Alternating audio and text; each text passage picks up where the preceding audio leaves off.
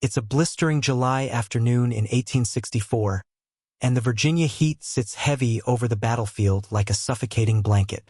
The sun burns high and unyielding, casting long, sharp shadows across the trampled dirt. The air smells of smoke, gunpowder, and sweat, and somewhere beyond the tree line, the faint thud of artillery reminds everyone that war is still just over the hill. In the middle of an open field, a photographer wrestles with the cumbersome bulk of a wooden camera, adjusting the tripod legs until they bite into the soil. His subjects, Union soldiers in full uniform, stand in tight rows, boots aligned, rifles resting on their shoulders. The lens is focused, the exposure plate is ready, and history is about to be preserved. But hidden in the grains of silver nitrate is a detail that no one will notice until long after the war is over. A detail that makes no sense at all. The image develops slowly, as was the way with the wet plate collodion process. The men are still, eyes fixed toward the lens, their expressions caught between pride and exhaustion. Every soldier's shadow stretches behind him, following the exact angle of the midday sun. Every soldier, except one. His figure is clear, sharply defined against the background, his stance identical to the others. But where the earth should be darkened in his outline, there is only bare dirt, untouched by shade. It is the kind of thing that could be dismissed in the moment as an imperfection, a quirk of the chemicals, but to the careful eye, it is a wrongness that gnaws at the edge of reason. For shadows are not optional in the glaring light of July. They are inevitable, as certain as the men's heavy breathing in the heat. 150 years later, the photograph surfaces again, not in a museum or archive, but at a dusty estate sale in rural Virginia. The building is a creaking barn, its wooden beams sagging with age, and the air smells faintly of mildew and paper. Boxes of forgotten possessions sit stacked in leaning towers, their contents a jumbled timeline of lives long past. A man, dressed casually in jeans and a faded baseball cap, sifts through a shoebox filled with black and white portraits and brittle newspapers. His movements are unhurried, almost careless, until his fingers close on the Civil War image. The card is stiff, the edges softened by time, the sepia tones dulled by age. At first, he flips past it, but something tugs at his attention, and he pulls it back for a second look. He tilts the photo toward the dusty light coming in through a gap in the wall. The soldiers stare back at him across the gulf of a century and a half, frozen in their formation. He traces their faces with his gaze, then their feet, then the dark stains of their shadows stretching over the ground. And then he stops. He leans in closer. One man, positioned almost dead center, is wrong. Not his stance, that's as straight and rigid as the others, but the ground behind him. It is bare, empty. The man frowns, flips the card over, then back again. Surely it's just a flaw in the print, a patch where the image didn't take. But the longer he looks, the more the rest of the figure insists on being seen. This is no damaged patch, the details are too clean, the lines too crisp. It's the absence of something that should be there. Later, at home, he sets the photograph on his desk and studies it again under a lamp. He notices other things now, details that feel wrong in ways he can't explain. The man's boots are clean. Not just clean for a soldier, but spotless, as if they'd never touched the churned mud of a battlefield. His uniform is uncreased, his buttons gleam in the light, and his hair lies perfectly in place despite the breeze ruffling the jackets of the men around him. Most unsettling of all are the eyes, lighter than the rest, as if they had been painted in with a touch too much care. The stare is direct, steady, and oddly unblinking, even in a photograph where long exposures made every subject appear still. He digs out a book of Civil War images from his shelf, comparing the soldier to others from the era. In every other photo, the men look weary. Boots caked in mud, trousers wrinkled, coats smeared with the dirt of marching and fighting. But this figure seems untouched, preserved in a way that feels unnatural. He flips back to the image, searching for any sign that the man has been added later, but the lighting on his face matches perfectly with the others. The lines of his uniform are consistent with the era, and his position in the formation is too natural to be staged after the fact. Everything about him says he is real, except for the missing shadow which says he is not. The longer the collector stares, the more the photograph begins to feel alive in his hands. The other soldiers, with their tired faces and natural flaws, seem rooted in reality, but the figure without a shadow feels like a cutout, an intruder in the moment. The man sets the photo down and rubs his eyes, telling himself it's just his imagination. But when he looks again, the figure's gaze seems sharper, more fixed on him than before. The air in the room feels heavier now, the quiet thicker.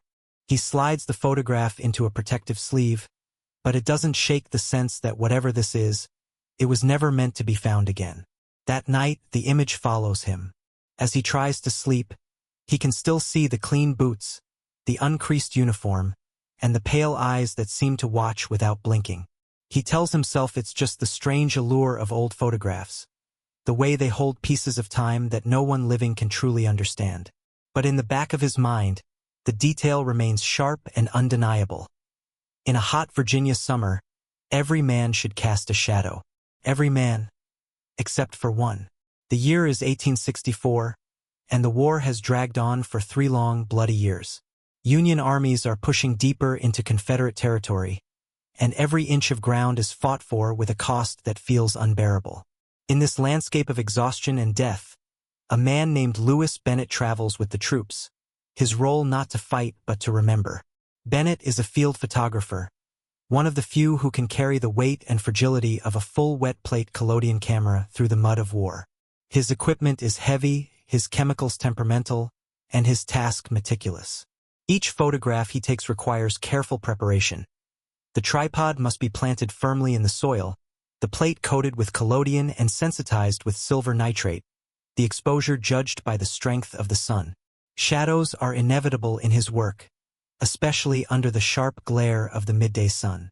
In every frame he's ever taken, the dark silhouettes of men and objects stretch predictably across the ground. There is no room for their absence. In the language of the camera, shadows are as certain as the light that makes them.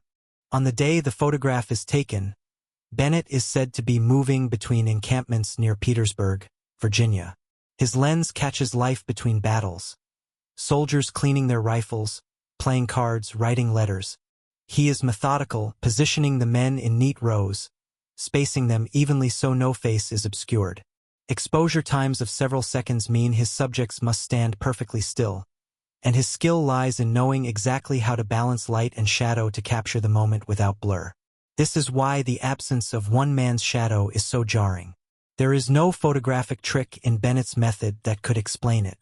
His process is slow, chemical, and entirely at the mercy of sunlight. If the light falls on a man, his shadow will fall behind him.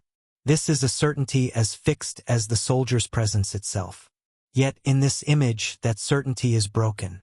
The men in the photograph are members of the 32nd Pennsylvania Infantry, a regiment with a reputation forged in some of the fiercest battles of the war. They had fought at Spotsylvania, where the air was thick with smoke and the ground slick with blood. They had stood at Cold Harbor, where the cost of every advance was counted in hundreds of lives. These men are survivors of endless marches, blistering heat, and the relentless threat of death. Their faces, even in the faded sepia of the photograph, carry the weight of what they've seen. Records from the time describe them as disciplined and battle-worn, men who had seen more than most could endure. And yet, when the regimental roster is checked against the photograph, something strange emerges. The man without the shadow, standing confidently among them, is nowhere to be found in the records. His name, his service, his origin, nothing exists. It is as though he stepped into the frame from nowhere and vanished as soon as the shutter closed.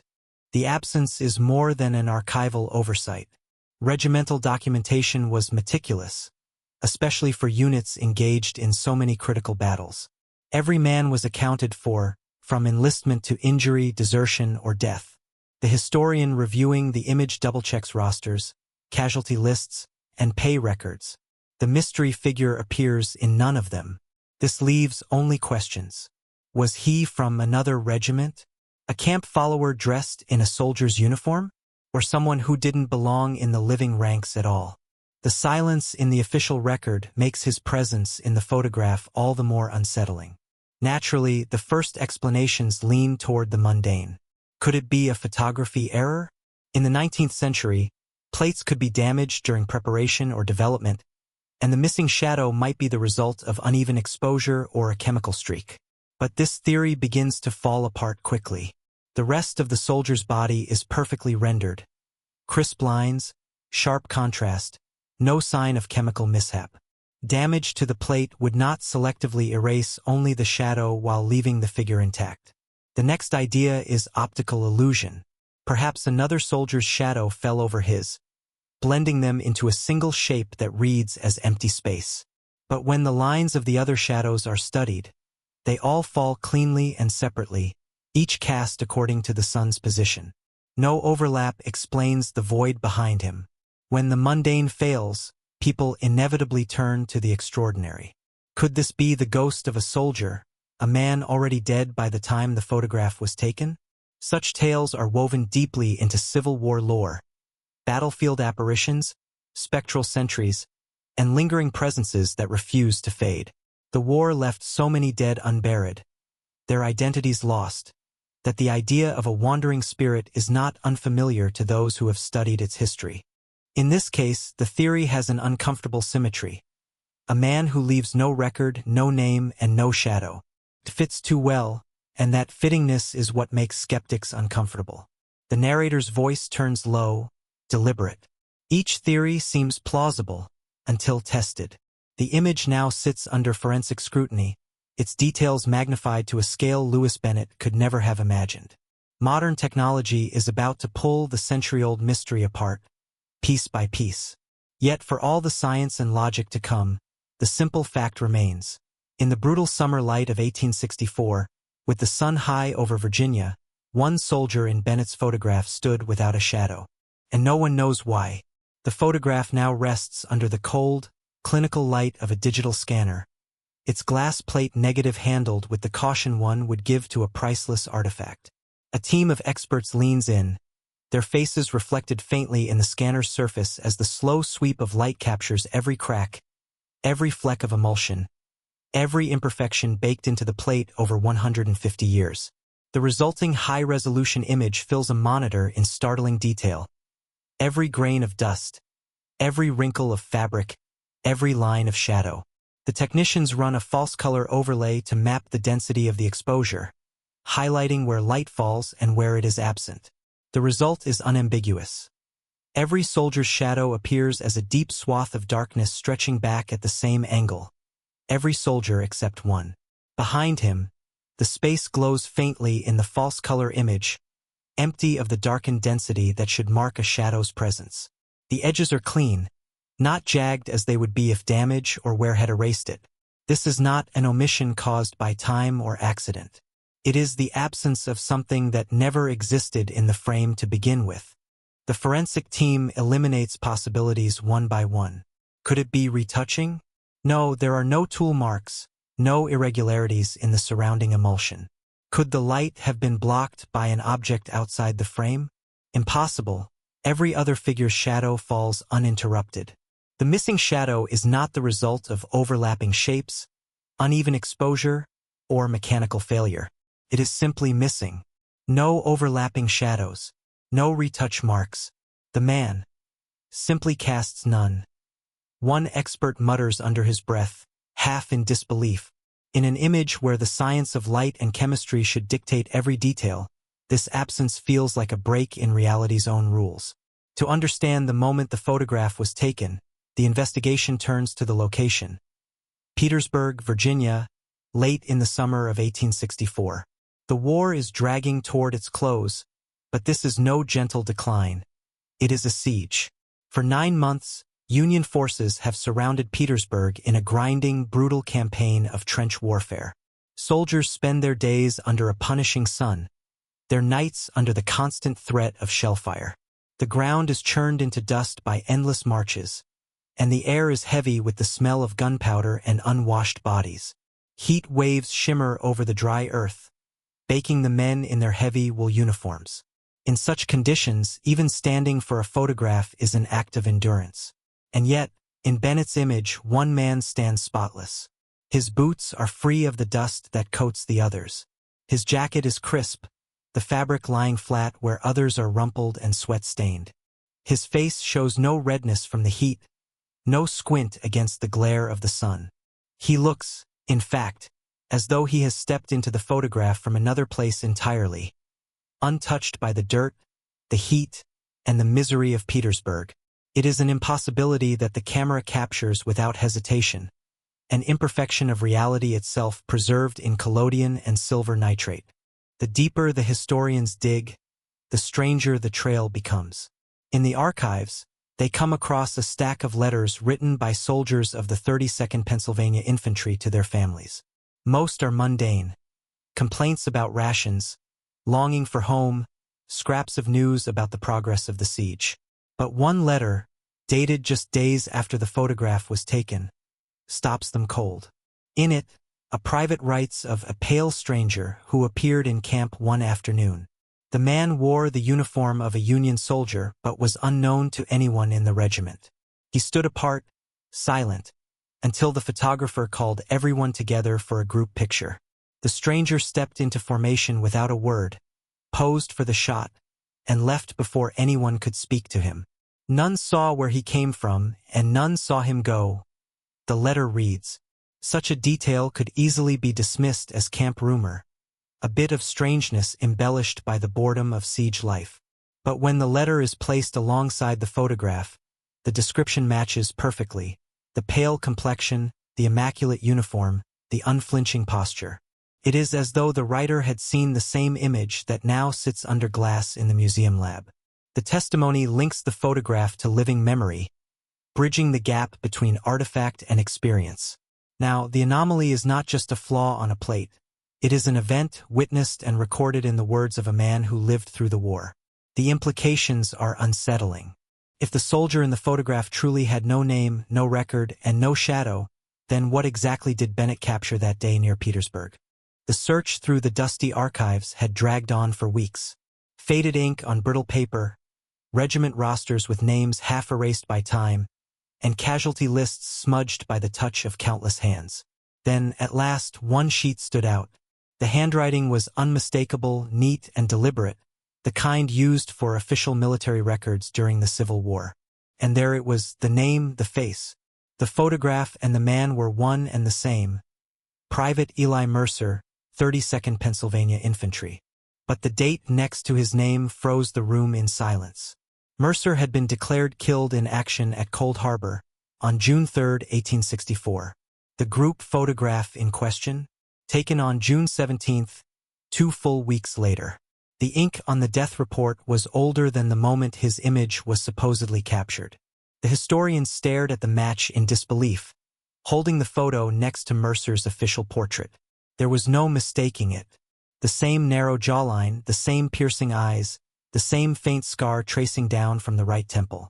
Even the crease of the uniform collar matched perfectly. It wasn't a family resemblance or a lucky look-alike. It was him. But the conclusion was unavoidable and terrifying. If the date on the regiment's roster was correct, then the man standing in the photograph had been dead for 14 days when the camera shutter closed. In that single moment, the missing shadow was no longer just a curiosity. It became evidence, proof of something no battlefield report could explain. Some in the room immediately reached for rationality, clinging to it like a lifeline. Could the date of death have been misrecorded? Perhaps the confusion of war had led to a clerical error, marking a living man as dead. But those hopes unraveled fast. Cold Harbor's battle logs confirmed the chaos of that day, and Mercer's name appeared among the confirmed fallen, witnessed and signed off by his commanding officer. Survivors had written letters home mentioning the horror of seeing him struck down. It was not a rumor. It was a fact burned into history. And yet, there he was weeks later, posing alongside living men, and casting no shadow at all. Forensic analysts revisited the image with new urgency, now hunting for any trace of manipulation. They examined the glass plate negative under magnification, searching for uneven grain patterns, retouching brushstrokes, or mismatched lighting angles that might suggest a crude compositing job. Nothing. Every element of the image was seamless, the exposure perfectly consistent. The soldiers to Mercer's left and right cast long, sharp shadows stretching in the same direction. The ground beneath him, however, remained bright and unbroken, as though the sunlight had passed straight through him. No smudge of dust, no hint of tampering. Whatever was wrong with the image, it hadn't been created in a darkroom. The last rational pillar, mistaken identity, fell with a dull, final thud. Families sometimes shared uncanny resemblances, especially among brothers, but Mercer had no surviving siblings. Genealogical records traced his family line with certainty. Even distant cousins had been accounted for in census reports of the time. There was simply no one else who could have stood in his place. The physical match, down to the smallest scar and the shape of the ear, was flawless. And so, the idea that the man in the picture was someone else entirely could no longer hold. That left nothing but the impossible. Outside the research room, the summer sun dipped lower, casting long shadows of its own across the floorboards. The irony was not lost on anyone. Here they were, surrounded by evidence of light and shade, yet grappling with a man who seemed to defy one of the simplest laws of nature. No trick of optics, no misfiled report, no substitution of identity could explain him away. What remained was the eerie truth, that the 1864 photograph had captured a soldier who had no earthly reason to be there. The final narration came together like the slow tightening of a noose. In the sweltering heat of that June day, a photographer named Louis Bennett had adjusted his tripod, checked his glass plate, and ordered the men to stand in formation. Among them was a figure who stood perfectly still, not sweating, not shifting, not blinking. The camera's lens, blind to life and death, recorded him faithfully. But the sun, that other great witness, refused to acknowledge him. The shadowless soldier, who history had already buried, stared calmly into the future through that lens, as if daring the world to question what it saw. And so, the story closed not with an answer, but with a chill that lingered like the echo of a distant drum. In the summer of 1864, the camera had caught more than just a moment in time. It had caught the image of a man who belonged neither to the living nor to the dead, a soldier who, in defiance of every law of nature, stood among his brothers one last time. Whether he came to watch over them, to be counted with them, or simply to remind us that history's shadows are never quite complete, no one could say. The photograph remains, a silent witness to the day a ghost stood in the sun. The years have passed, and with them the voices of those who stood in that sun-bleached field have long since faded into the silence of history. Yet the photograph endures, its edges browned with age, its surface etched with tiny fractures like the wrinkles of an ancient face. At first glance, it is simply another relic of the Civil War, a line of weary soldiers staring into the camera's patient eye.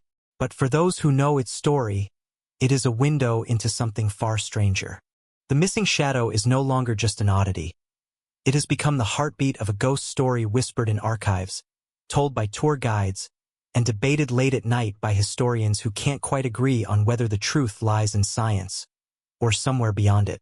People have always been drawn to mysteries, but photographs hold a unique power over us. They freeze time in a way that feels almost supernatural, stealing a moment from the past and letting it live on forever. But when that moment contains something impossible, something that should not be there, the image transforms into something more than history. It becomes a haunting. For the men who knew Private Eli Mercer, the photograph may have been nothing more than a group portrait. Yet for us, more than a century later, it's a riddle that refuses to let go. Perhaps that is why ghost stories and war stories often blend. Both are born from the shadows left behind when life meets death. The strange thing about the Mercer photograph is how ordinary it appears at first glance. The soldiers are not arranged in any ceremonial pose. They stand casually, hands at their sides, muskets resting loosely. Their uniforms bear the dust and wear of campaign life, their expressions the fatigue of too many battles. And there, among them, stands Mercer, or the man who looks exactly like him, clean, composed, untouched by the grit of the siege. There is no smear of mud on his boots, no wrinkle in his coat. It is as if the chaos of Petersburg never laid a finger on him. And in the midday sun, where every man's shadow stretches dutifully into the dirt, his place remains empty, as though the light itself refused to acknowledge him. Today, the photograph resides in a climate-controlled case, far removed from the battlefield that birthed it. Visitors file past, some with little more than polite curiosity, others with an intensity that borders on reverence. The placard beside it explains the missing shadow, the matching portrait, the fact that Eli Mercer had already been buried when the shutter fell. But the words are only part of the story. It is the image itself that does the speaking. More than one museum staff member has claimed that his expression changes, ever so slightly, when you linger too long. Sometimes, his lips curve into the barest suggestion of a smile. Other times, his eyes seem to narrow, as if measuring you. And there are those who swear they have seen his hand move, just enough to make them step back. Skeptics dismiss such claims as tricks of the mind, the result of staring too hard at an old photograph until the brain starts filling in movement where there is none. Yet the accounts persist, as stubborn as the anomaly itself. Late at night, when the museum is dark and empty, security cameras have occasionally caught a flicker. Not of Mercer moving, but of the shadow that should not exist, stretching briefly across the floor before vanishing again. No one has ever explained these glitches in the footage. Perhaps they are nothing more than technical errors. Or perhaps, in the stillness of those long hours, Mercer finally takes his place among the living once more. There is something deeply human in our need to explain the unexplainable. We catalog facts, we conduct experiments, we build theories, all in an attempt to make sense of the chaos. But some stories resist such order, as if they were never meant to be solved. The missing shadow could be a quirk of light, an accident of chemistry on the glass plate negative. It could be nothing more than coincidence that the face matches Mercer's so perfectly. Yet each theory collapses under its own weight, leaving only the one possibility we are least comfortable with, that the man in the photograph was exactly who he appeared to be, even if he had no right to be standing there. And so the legend continues, not just as a curiosity for historians, but as a story retold to each new generation that walks past the frame. School children lean in close, peering at the soldier who stands among his comrades yet apart from them, trying to see for themselves the thing the adults are whispering about. History buffs linger, debating over whether the human eye can be trusted, whether photographs ever truly tell the whole truth. Paranormal enthusiasts stand quietly, saying nothing, as if they fear speaking too loudly might draw Mercer's attention toward them. In every case, the photograph does what photographs do best. It holds them still, if only for a moment. Perhaps shadows are more than just the absence of light. Perhaps they are the residue of presence, the weight of a life still pressing against the world long after the body has gone. If so, then Mercer's missing shadow may not be a mistake at all, but a sign, a hint that he was never truly gone from the place where he fell. The battlefield claimed his body, but the photograph kept his spirit rooted, fixed forever in that single instant under the summer sun. And maybe that's why his face, decades later, still seems so alive. One soldier's shadow is missing, but perhaps it's because he never truly left the battlefield. And as long as the photograph endures, neither will the questions, nor the quiet shiver that runs through you when you realize you are not just looking at history. History is looking back.